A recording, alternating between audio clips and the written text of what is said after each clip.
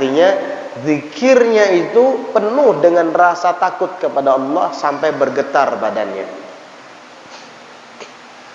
Innamal mu'minuna alladzina idza dzukirallahu wajilat qulubuhum wa idza tuliyat 'alaihim ayatuhu zadatuhum imana. Innamal mu'minun, hanya saja orang-orang mukmin itu idza dzukirallah, apabila disebut nama Allah, wajilat qulubuhum, itu bergetar hati mereka. Dari mana getaran hati itu muncul? Dari badan mereka.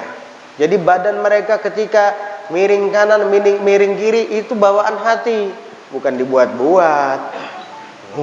Serempak buat-buat kayak gini. Enggak, itu bawaan hati. Makanya at-tamayul fi dzikir inda sufiyah mustahab. Menggerak-gerakan badan di saat zikir menurut kalangan sufi itu dianjurkan kalau itu bawaan hati, bukan dibuat-buat. Ini kadang dibuat-buat akhirnya sambil ketawa-ketawa. Banyak yang kayak gitu. Gini sambil ketawa-ketawa. Yang nonton ikut ketawa juga jadinya. Jadi tontonan. Itu mereka kadang tidak sadarkan diri. Tidak sadarkan diri dari saking takutnya kepada Allah, dari saking rindunya kepada zat Allah Subhanahu wa taala, sehingga jasmani ini mendapat pengaruh dan efek daripada getaran jiwa, getaran hati, sehingga getaran hati itu membuat badan ikut bergerak. Ada orang digertak polisi ketakutan, menggatar kada awaknya. Padahal yang takut hati, tapi kok badannya yang bergetar.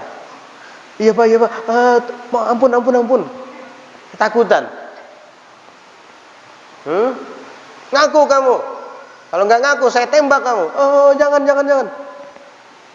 Kenapa bergetar-getar begini? Takut sampai mengeluarkan KTP. Mana KTP-nya? Kalau KTP-nya gini-gini, ketakutan. Kenapa? Karena hatinya sedang takut, hingga badannya ikut bergetar.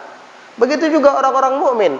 Takut mereka bukan kepada polisi, takut mereka bukan kepada tentara, takut mereka bukan kepada penguasa, takut mereka bukan kepada makhluk, takut mereka kepada Allah Subhanahu wa taala. Sehingga ketika mereka takut kepada Allah, dorongan rasa takut yang ada di dalam hati itu memberikan efek pengaruh kepada jasad, sehingga jasad ikut bergerak. Atau dorongan rasa asyik dengan Allah kadang-kala membuat jasmani ikut bergerak. Begitu. Innamal mu'minuna alladzina idza dzukirallahu wajilat qulubuhum. Jangan dibuat-buat. Dibuat-buat, ketawa-ketawa lagi. Tawa-ketawa, yang nonton juga ikut ketawa jadinya. Gitu ya. Nah ini biasa, ada amalan di dalam sebuah tarikat. Oh, kalau kamu punya amalan dalam sebuah tarikat, jangan dibawa ke ranah umum. Khawatir nanti orang yang nggak ngerti, nggak paham, itu dijadikan bahan tertawaan. Kasihan yang nggak paham, kasihan yang nggak ngerti. Kalau memang itu adalah sebuah kegiatan dalam tarikat, ya sudah, kalangan tarikatnya saja. Karena tarikat itu banyak dan mereka punya khas masing-masing. Tarikat Naqsyabandiyah begini khasnya, khusus khasnya. Kemudian tarikat misalnya Al-Qadiriyah begini, At-Tijaniyah begini. Kemudian tarikat As-Sammaniyah begini, tarikat Ar-Rifaiyah begini, dan seterusnya. Masing-masing punya cara. Kalau memang itu adalah kalangan khusus, jangan dibawa ke ranah umum. Yang nggak ngerti kasihan. Khawatir orang yang goyang-goyang badannya itu memang khusyuk dia, memang takut hatinya kepada Allah, ditertawakan oleh orang yang tidak tahu. Kasihan kan yang ditertawakan itu. Nah, kalau yang memang sambil guyon-guyon ketawa-ketawa gitu, ya ngolok-ngolok namanya itu. Nah, jadi begitu. Kalau memang itu kalangan khusus, bawa di kalangan khususmu. Jangan dibawa ke ranah umum. Jadi fitnah.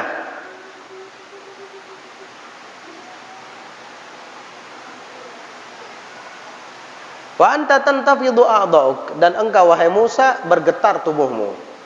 Wa kun 'inda dzikri khashi'an mutma'innan, dan jadilah engkau ketika menyebut aku, ketika mengingat aku, khashi'an khusyuk, mutma'innan lagi tenang. Wa idza dzakartani, dan apabila engkau mengingat aku, faj'al lisanaka min wara'i qalbik, jadikanlah lidahmu di belakang hatimu. Jadi hati yang didahulukan baru lidah. Jadi hati di depan, lidah di belakang. Jadi ketika menyebut Allah, sebelum kalimat Allah keluar, hatimu sudah Allah.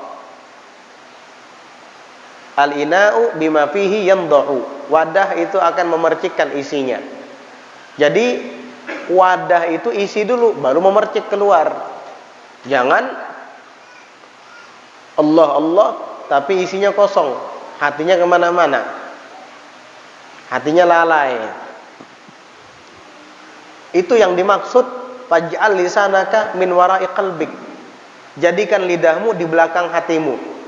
Hatimu dulu ingat, baru ucapkan.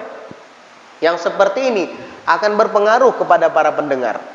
Al-Habib Umar, guru kita, bin Muhammad bin Salim bin Hafidh, ketika beliau sedang ibtihal, ketika beliau sedang bermunajat dalam doanya, ya Allah, ya Allah, itu semua yang dengar nangis. Kok bisa? Karena lisanuhu wara'a qalbih. Lidah beliau di belakang hatinya. Sebelum ya Allah, hatinya sudah penuh dengan Allah. Hatinya sudah penuh dengan zikrullah. Jadi ketika ya Allah, itu adalah percikan dari dalam hati itu. Bukan hanya sekedar omongan biasa. Kalau kita nggak lidah dulu, dan itu pun sampai mulut, nggak melampaui tenggorokan, makanya nggak ada kesan, nggak ada pengaruh. Kalau dari dalam hati lalu keluar melalui lidah, wah, itu akan mempengaruhi yang hadir.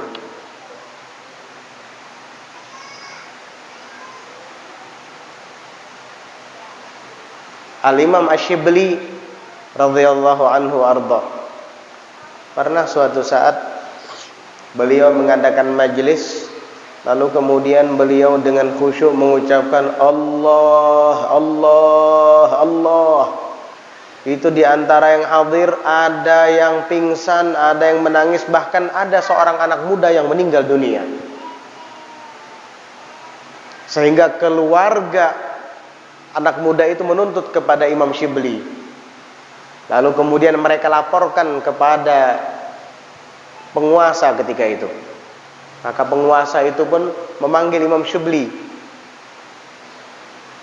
Kemudian beliau dihadapkan ke hadapan penguasa tersebut.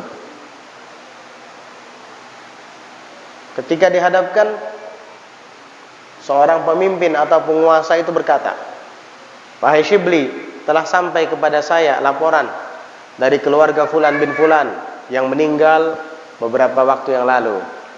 Seorang anak muda yang hadir di majelismu, dia meninggal dunia. Apa sebenarnya yang terjadi?" Imam Syibli tersenyum dan mengatakan, "Ruhun hannat farannat fadu'iyat fa'ajabat."